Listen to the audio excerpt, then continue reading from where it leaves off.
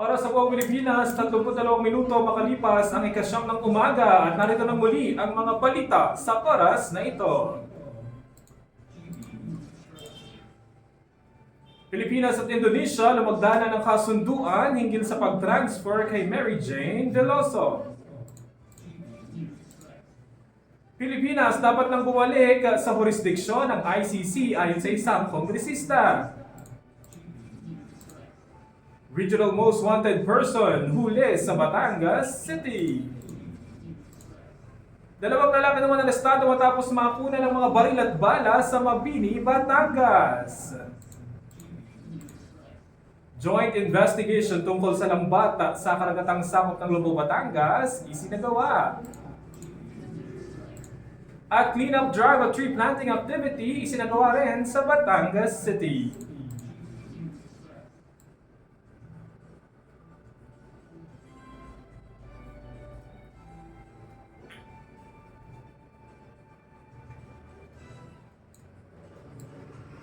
Para sa detalye ng mga balitang yan, ka-vibes, naman na nga po sa isang kasunduan nitong Biyernes, Disyembre 6 ang Pilipinas at ang Indonesia upang mailipat ng kulungan sa bansa si Mary Jane Veloso. Nilagdaan ni DOJ Undersecretary Raul Vasquez ang kasunduan kasama si Indonesian Minister on Legal Affairs Yusril Iza Mehender. Ayon na kay DOJ, or ayon sa ulat, wala pang partikular na petsa ng pag-transfer kay Veloso sa Pilipinas, ngunit posible raw na mangyari ito bago magpasko. Nakasalalay daw kay President Bongbong Marcos Jr. ang pagbibigay ng executive clemency kay Veloso. Ayon pa yan kay DOJ Undersecretary Raul Vasquez.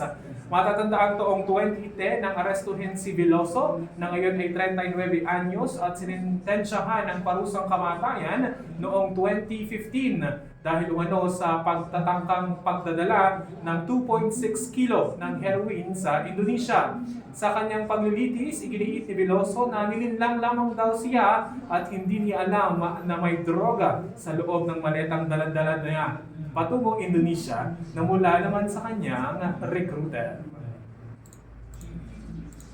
Samantala, giniit po ni Batangas Representative Jervil Luistro na dapat nang bumalik ang Pilipinas sa ilalim ng jurisdiksyon ng International Criminal Court o ICC dahil makatutulong daw ito sa justice system ng bansa. Base sa isang ulat, sinabi ni Congresswoman Beatrix Luistro kahapon, Biyernes, Disyembre 6, na mahalaga ang ICC sa bansa upang palakasin muli ang legal na balangkas nito sa pagpapanagot ng mga sangkot sa matinding krimen. Sinabi rin ng kongresista na nagkaroon umano ng maling mensahe ang naging pagkalas ng bansa sa Rome Statute noong 2019 sa ilalim ng administrasyon ni dating Pangulong Rodrigo Duterte. Kabilang si Congresswoman Beatrix Luistro sa House Quad Committee na nag-iimbestiga sa umano'y extrajudicial killings ng war on drugs sa administrasyong Duterte na iniimbestigahan din ng ICC. Matatandaan din noong Hunyo ng taong ito nang ihayag ni human rights lawyer attorney Cheryl Jokno na base sa 2017 Year-End Accomplishment Report ng Office of the President sa ilalim ng administrasyong Duterte, nasa 20,322 drug suspects umano ang napatay sa giyera kontra droga sa bansa mula July 2016 hanggang November 2017.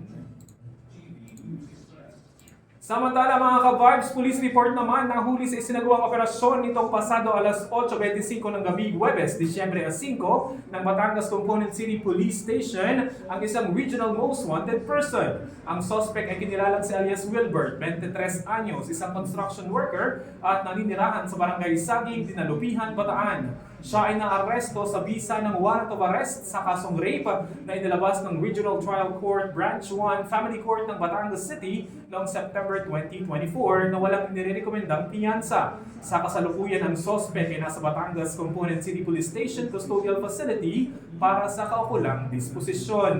Samantala sa Mabini, Batangas naman, dalawang lalaki ang naaresto matapos makuhanan ng mga baril at bala. Ayon sa ulat ng Mabini PNP, nagsagawa sila ng checkpoint sa Barangay San Juan, Mabini, Batangas, pasado alas 2:30 ng madaling araw ng Miyerkules, Disyembre 4. Pinahinto nila ang isang itim na motorsiklo na walang plaka sakay ang dalawang lalaki. Sa halip na tumigil ang mga ito ay hindi nila pinansin ng mga pulis na nagresulta sa habulan. Nang maaresto naman ay sumailalim sa body search ang dalawang lalaki kung saan kapwa sila nakuhanan ng kalibre 45 baril at mga bala. Walang maipakitang dokumento ang dalawa na nagresulta sa pagkakaaresto ng mga ito. Nahaharap ang mga sospek sa mga kasong violations of Article 151 or resistance and disobedience to an agent of person in authority at Republic Act No. 10591 o ang illegal possession of firearms and ammunition. Kasalukuyan na pong nasa kustudiya ng Mabini PNP ang mga ito. Samantala, balita naman sa Lubo, Batangas, nagsagawa ng joint investigation ng Lubo LGU katuwang ang Philippine Coast Guard at Bantay Dagat. Ito ay tungkol sa ulat na may nakikitang lambat sa mga coral reefs sa karagatang sakop ng bayan. Wala namang nakitang lambat ang investigation team ayon sa inilabas na ulat. Dahil dito, inatasan na ang Bantay Dagat na himpitan ang pagpapatrolya. Ito ay para umano mas maprotektahan at mapagyaman ang karagatan ng bayan ng Lubo. Ayon pa sa Lubo LGU, ang pagprotekta sa karagatan ay responsibilidad ng lahat, hindi lamang ng iisang tao. Matatandaan mga ka-vibes na kamakailan ay nag-post din ang dating Lubo Mayor na si Lota Manalo sa kanyang official Facebook page ng mga larawan na nagpapakita ng isang mahaba at malaking lambat na nakasabit sa mga coral reefs. Cleanup drive naman at tree planting activity ang isinagawa sa Batangas City. Nagsagawa nga ng cleanup drive at tree planting activity ang Cultural Affairs Committee kasama ang City Health Office at Cultural Production Team sa Eco Park na matatagpuan sa Barangay Tinggalabak, Batangas City kahapon ng umaga, Biyernes, Disyembre 6. Layunin ng aktibidad na mas maitaas pa ang kamalayan ng komunidad sa pangmatagalang benepisyo ng pagtatanim ng mga puno, mabawasan ang epekto ng climate change at mapangalagaan ang kalikasan.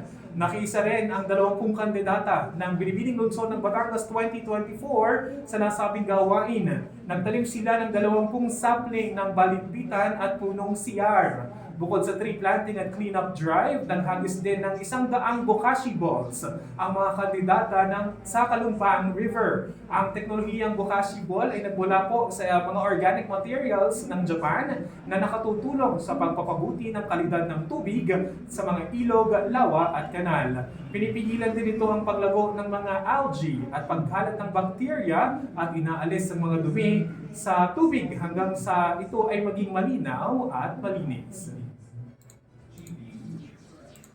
Samantala, showbiz balita naman tayo mga ka-vibes, hatid sa atin yan ni DJ Kikay. DJ Kikay, good morning. Good morning mga ka-vibes. Ito ang chika ng DJ Kikay sa ang balita sa mga showbiz. Today, I will take accountability for everything that family ako and say sorry for everything that I've done. Narating lang sa mga kaya ng press si Marisa Cal interview kahapon ng hari matapos kumalat ang screenshot nilabas ng ex-girlfriend ng actor na si Anthony Jennings Kamakailan. At tawas na araw ay nilabas din ng statement ng actor na si Anthony Jennings na humihingi ng away at si Janela at sa lahat ng mga sa nangyari. Naging viral na ang videos ng ex-girlfriend ni Anthony Jennings sa social media na tulungan sa silang dalawa. Ang dalawang akto ay unang nagsama sa isang TV series at doon kumusta ang chemistry at nag-team of the love team. Simula na din sila ng endorsements na magkasama at individual. Dahil nasa kumalat na issue, ay sinasabing maraming endorsements ang cancel sa kanila. Ang tawag magiging ganap alas ng dalawang ngayon issue sila. At ang pa natin ng mga ka-vibes, ito ang inyong kachika DJ Kikay na sa GB News Express.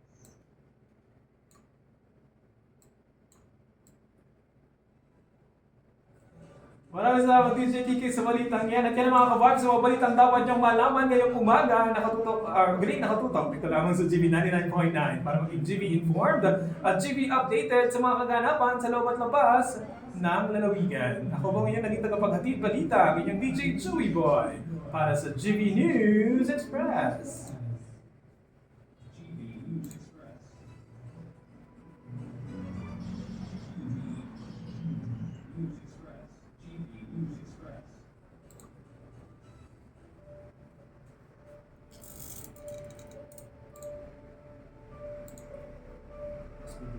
City. Ganon.